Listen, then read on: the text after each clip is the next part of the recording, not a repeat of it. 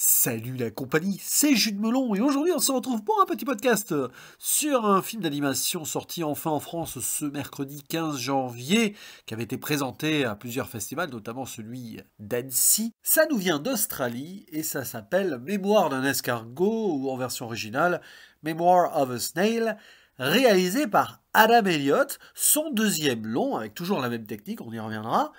Lui qui avait fait donc il y a un peu plus de 15 ans Mary and Max, que j'ai déjà vu, et j'en ai pas parlé sur la chaîne, parce que je l'avais vu avec mes élèves en spécialité première, on parlait de la confrontation à la différence, l'acceptation et tout cela, et je voulais découvrir ce film, je l'ai fait avec eux, et bon, du coup, pas de vidéo. Si j'avais su que ce projet était donc du même créateur, je l'aurais revu et j'en aurais parlé. Mais c'est pas grave, j'ai découvert comme ça, un peu par hasard, que c'était le même gars, hein. Il a pris son temps pour revenir, et pour cause, c'est compliqué, et c'est assez fastidieux comme technique de stop motion avec des personnages en pâte à modeler, etc. Et au casting vocal, nous avons la crème du cinéma australien, notamment Sarah Snook, qui joue le personnage principal de Grace, qu'on a pu voir dans la série Succession. Vous avez également Jackie Weaver, qui joue son amie, une dame âgée. Cody Smith-McPhee, qui interprète son frère. Mais nous avons aussi Dominique Pinon, français, qui joue le père français. Citons aussi les apparitions de Eric Bana ou encore Nick Cave. Oui, oui, il est là. Et attention, disons-le d'emblée, ce n'est pas de l'animation pour enfants, parce que l'animation, déjà, ce n'est pas un genre de cinéma, c'est une technique, mais ça peut parler à beaucoup de gens, même les adultes, y compris, j'ai envie de dire, avant tout aussi les adultes, quand on va creuser au plus profond d'un message. Et là, c'est assez sombre, c'est dramatique, à l'image de Mary et Max.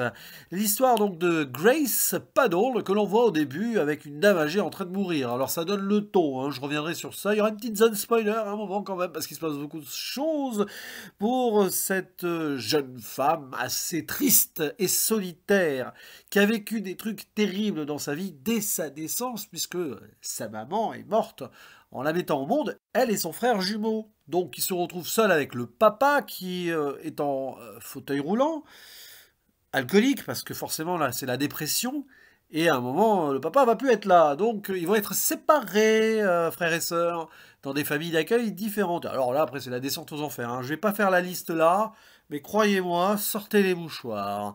Par contre, ce que j'ai pas précisé, c'est qu'on va suivre donc évidemment le film de son point de vue, et elle va narrer ses mémoires à un escargot. Oui, pourquoi pas, parce qu'elle aime beaucoup les escargots. Elle en fait la collection. C'est son escargot qu'elle a depuis assez jeune, hein. Elle a assisté à sa naissance, c'est sa préférée. Elle lui a donné un nom, Sylvia, sur sa coquille. L'escargot commence à se faire âger aussi, hein, on va dire à la hauteur d'une vie d'un escargot. Et donc elle lui dit ce qui s'est passé avant. Parce que voilà, et elle raconte cela au spectateur. Et donc on va rentrer dans une sorte de flashback. Et oh là là, bref, qu'est-ce que j'ai pu pleurer notamment à la fin. Alors, Marie et Max, j'avais beaucoup aimé, hein. J'avais pas pleuré parce que j'avais vu ça avec mes élèves, hein. Je sais que certains élèves, s'ils m'écoutent là et s'ils s'en souviennent, avaient quand même été dévastés. Là, j'ai envie de dire que c'est exceptionnel. Cette année 2025 est quand même partie sur les chapeaux de roue. Je ne vais pas revenir sur certains films dont j'ai parlé avant, hein. Je vous renvoie à mes différentes vidéos, voire podcasts, mais franchement, deuxième très bon film d'animation stop motion d'ailleurs, mais ça va bien au-delà, donc voilà, c'est gros mythe. Seul défaut du film, vraiment, hein, si on doit en trouver un, c'est que Adam Elliott, il a ses thématiques, et t'as l'impression d'avoir une sorte de Mary et Max bis sur certains points, même si c'est très différent, hein. Et donc, t'as une forme de redite. T'es moins surpris, j'ai envie de dire. Faut dire qu'il est très touché par tout ce qui est solitude, dépression, rapport à la différence, comment on peut d'ailleurs être déprimé. Et il y a des clins d'œil que l'on peut retrouver dans ce premier long métrage, comme par exemple le côté épistolaire d'échange de lettres, le côté on va un petit peu s'enfermer dans sa coquille. Et là pour le coup on a l'allégorie de l'escargot, hein, de toute façon. Et peut-être autre minuscule petit défaut, c'est que bon, j'ai pleuré beaucoup à la fin, mais on n'est pas loin à un moment dans l'accumulation de certaines choses d'une forme de pathos. On n'y est pas parce que ça garde un côté lumineux et puis il y a un humour par-dessus, c'est-à-dire que vous allez verser vos larmes, presque être dévasté intérieurement, voire extérieurement, et à un moment, vous allez sourire ou rire, parce qu'il y a un petit détail dans les dialogues, notamment le personnage de Pinky, la vieille dame, brillamment interprété par Jackie Weaver. Alors, j'ai eu la chance de le voir en VO. Quelle actrice, comment, elle donne vie à ce personnage-là, assez excentrique et qui a aussi son drame personnel, assez solitaire également. De toute façon, tous les personnages sont solitaires d'une manière ou d'une autre dans le film. Et la relation qu'elle a avec Grace, enfin bon, c'est un film à tiroir, il se passe beaucoup de péripéties, peut-être trop aussi, peut-être que le final est trop forcé sur une certaine écriture, mais bon, on peut le voir venir, et de toute façon, c'est pas non plus le plus important. C'est pas grave que les choses puissent paraître téléphonées parfois dans le cinéma, parce que il y a une fluidité aussi, il y a une narration, et puis il y a une histoire, il y a une universalité peut-être aussi derrière, même s'il y a des choses évidemment ici qui sont très miséreuses au niveau mental et psychologique de ce qui se passe. Mais qu'est-ce que c'est bien! Et puis alors, j'ai pu en souvenir précis la technique, enfin l'aboutissement de la technique d'animation de Marie Max, mais j'ai l'impression que là c'est encore plus sublimé. Il y a des moments de très très forts, notamment avec le feu, parce qu'il y a une scène d'incendie et tout, qui va très très loin. Vers la fin aussi, avec des choses qui s'envolent et tout. D'ailleurs, ça revient au feu, le feu de la vie qui va peut-être rejaillir à un moment, mais aussi le feu de la mort, hein, puisque ça parle de la mort et de la vie, de comment vivre sa vie ou au contraire être comme mort-vivant de sa solitude et d'être enfermé dans sa propre prison, dans sa propre cage, ici dans sa propre coquille peut-être, mais à un moment aussi on peut raviver les flammes et tenter quelque chose. Et alors là, et tout ce qui peut se passer dans le film, forcément, à un moment, plus d'une personne aurait perdu l'espoir. On est à deux doigts d'ailleurs d'aller dans le désespoir ultime et final, mais il y a un éclair, il y a quelque chose qui fait que finalement, on peut toujours aller de l'avant. C'est de ça dont parle le film. Parce que oui, toutes les thématiques que j'ai évoquées là, et puis quelque chose qui sont très propres aussi à la vie, vraiment, de l'auteur. Par exemple, qui est lui-même homosexuel, et on a encore une thématique de l'homosexualité ici, même si elle est sous-jacente ou plutôt secondaire, elle a une importance capitale dans ce qui se passe pour un des personnages. Un créateur qui s'inspire aussi de la vie de sa mère. Alors je ne sais pas si elle est décédée en le mettant au monde, mais bon, j'ai pas cherché à savoir plus. Ou alors, est-ce que c'est le personnage de Grace qui lui rappelle sa mère? Ce qui est sûr, c'est que dans l'écriture, il y a une forme de finesse, même si évidemment on va loin donc dans la tragédie, qui fait que le spectateur, même s'il n'a pas vécu la vie de Grace, et encore heureux, va se reconnaître sur certaines choses. Des fois, nous-mêmes, on s'enferme un petit peu dans une certaine morosité de routine et tout, et que parfois, il faut aussi savoir se séparer de certaines choses. Le passé peut être pesant. Bien sûr, la vie, elle se vit en allant de l'avant, mais aussi en regardant en arrière. C'est un peu le paradoxe de notre existence. Mais parfois, il faut faire table rase du passé pour pouvoir avancer et continuer, parce que sinon, on reste bloqué. Et ça va toucher beaucoup de gens, forcément. Ça ne veut pas dire oublier certaines personnes qui ne sont plus là. Ça ne veut pas non plus dire oublier certaines erreurs, pour ne pas, on va dire, apprendre de celles-ci, évidemment.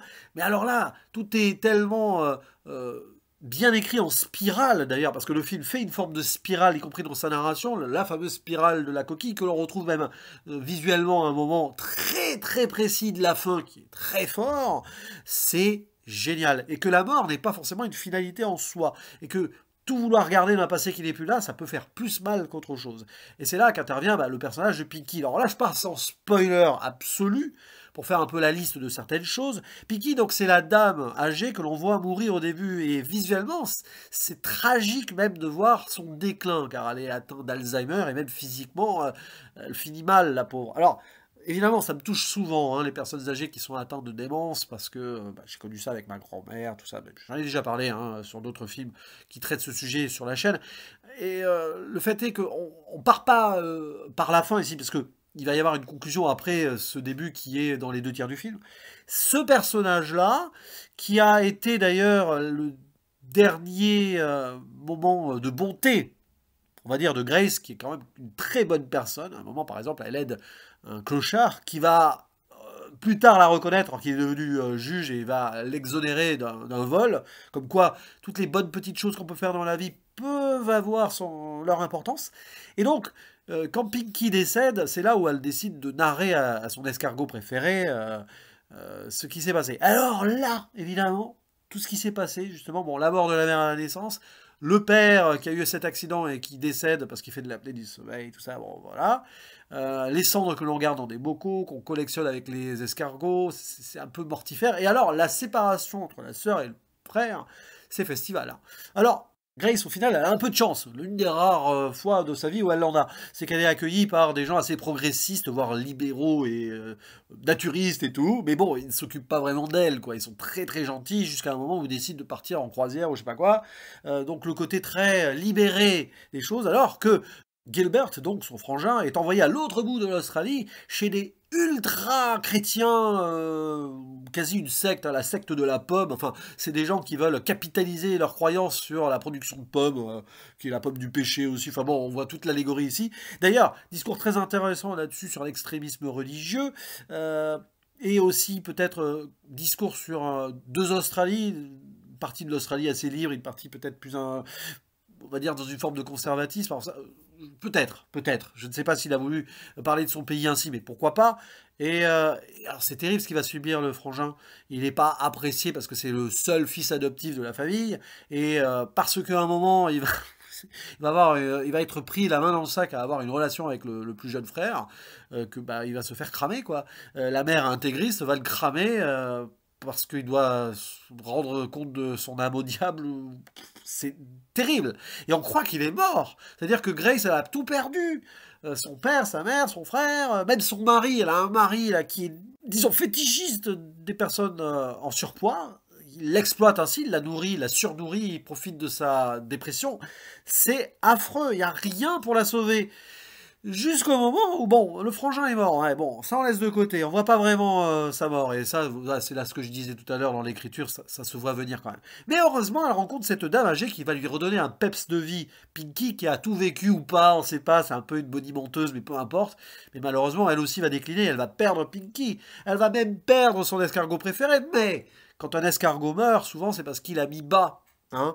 Oui, quand l'escargot femelle pond ses œufs, la créature décède. Comme sa mère d'ailleurs, c'est pour ça que Grace s'est transformée en escargot dans sa coquille, c'est la femme escargot si vous voulez. Et ben Pinky, ok, elle va mourir, d'accord, tout ça, mais elle va laisser un message d'espoir. Et à la fin, alors c'est peut-être là où c'est surécrit, je ne sais pas, mais on ne l'a pas dit ici dans ce podcast encore. Gilbert, il voulait être artiste comme le père, presque un peu magicien, et en trompant la mort, en s'échappant et en traversant le désert incroyable, eh ben, il s'avère que donc il a survécu et il arrive quelques mois après, et sa sœur se rend compte qu'il est là. Et donc les deux jumeaux vont se rejoindre avec le visage qu'ils vont recréer là sur des marques qu'ils ont sur leurs bras. Et c'est pas ça qui m'a fait le plus pleurer d'ailleurs. Ce n'est pas ça. C'est vraiment le dernier discours, la lettre qu'elle a laissée, Pinky, donc la vieille dame, à Grace. D'aller de l'avant, de sortir de sa coquille, de laisser les traces derrière elle, elle qui est l'escargot. Parce que l'escargot, il ne va jamais en arrière. Vous voyez un escargot, il fait jamais marche arrière, il va de l'avant, quoi. Bah, qu'elle aille de l'avant et qu'elle vive sa vie. Heureusement, elle retrouve son frangin, elle va pouvoir reprendre ses lectures avec lui, reprendre des souvenirs et peut-être réaliser son rêve de devenir elle aussi artiste, non pas en tant que magicienne, crachant du feu ou je sais pas quoi, mais en faisant des métrages d'animation. Et c'est là où on se dit que Adam Elliott, il se reconnaît beaucoup dans le personnage de Grace. Peut-être par rapport à sa mère, peut-être par rapport à lui-même. Peut-être que lui aussi, avec ce film, il sort de sa coquille. Je ferme la zone spoiler.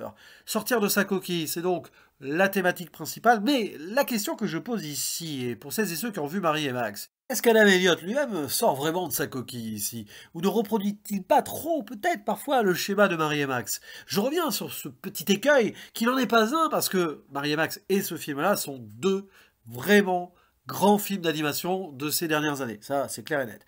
Mais la question se pose.